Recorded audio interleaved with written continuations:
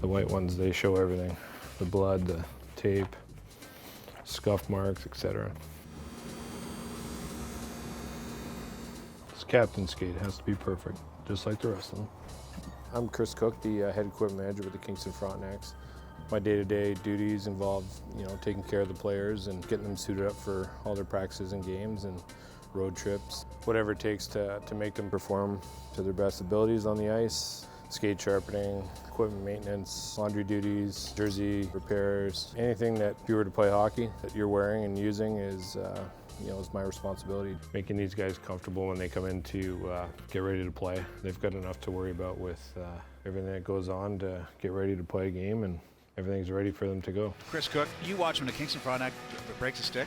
He is behind the bench. He's got his stick out. He's like an old Western gunfighter. It's like in his hand. He's ready. It hasn't even hit the ice, No. and there's a replacement stick right there. I'm ready. Once a game starts, I don't say my job is complete because anything can happen during the game. But if the game goes on and I don't do anything, it's quiet time. It's a good thing. What I look for in a game or what I listen for are broken sticks. I've been around long enough that you know what the sound of a broken stick is, or a broken piece of steel.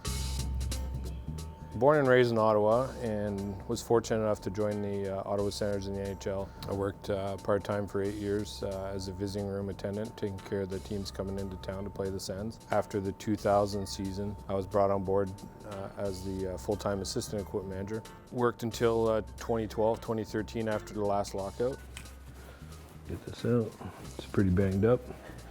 All clear. I'll probably score tonight. I'd like to think that what I've taken from my years in the NHL to here, it's kind of a give back to these guys, and it's a way for me to teach them the ropes, or give them an idea of what the next stage is, and what to expect, and how to treat the locker room versus say the way they treated the locker room in midget hockey, and the respect level and making it clean, and the maintenance and the care for their equipment. So this is a little gauge that we check to see if the edges are even on both sides of the steel.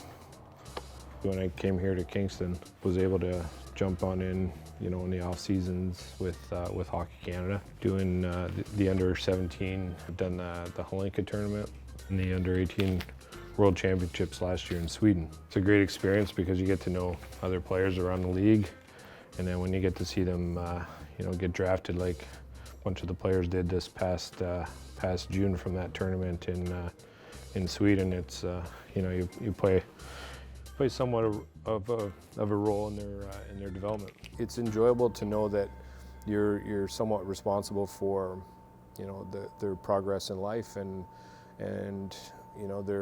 their abilities on the ice, to make them a better player, to especially at this level, if you can help them get to the NHL or to pro hockey.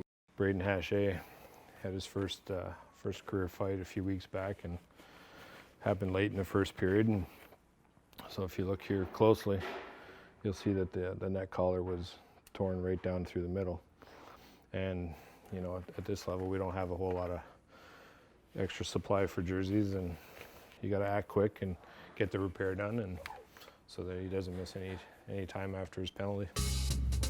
What I most look forward to is obviously the end result, which would be in May, to have the opportunity to work a Memorial Cup. Obviously, to have the team win a Memorial Cup is what you strive for at the junior level. I was fortunate enough when I worked for the Sens to go to the Stanley Cup Finals in 2007. We lost to the Anaheim Ducks, but that stage is something else. It's pretty special. The other thing I look forward to, and I've been fortunate enough to do, is work with Hockey Canada. I've worked 3 events with them, and the next one on the horizon hopefully is to work at World Juniors.